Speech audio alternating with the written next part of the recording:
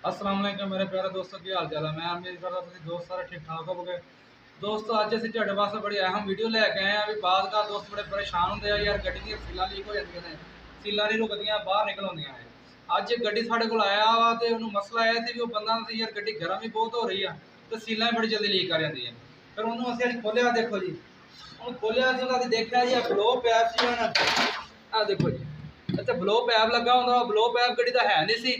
Blow pipe किते लथा होया सी ते उहदे ते मिट्टी जमी सी, देख रहे जी। आ देखो सारी मिट्टी असीं इंजन दे नाल लाई है, इंजन नूं साफ कीता वा ते इंजन दी मिट्टी ला के ब्लो पैप नाल लाउण लगे सी नवां।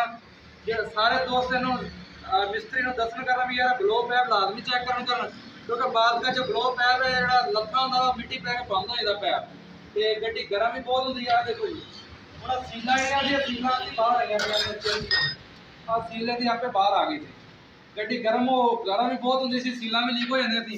इस वजह तो ये लाजमी सारे दोस्त मकैनिक को दसन करन भी यार ब्लो पैप लाजमी चेक करना, इहदे बाद ब्लो पैप असीं नवां लावांगे। आ देख रहे हो ये ब्लो पैप लाजमी होना चाहिए ना,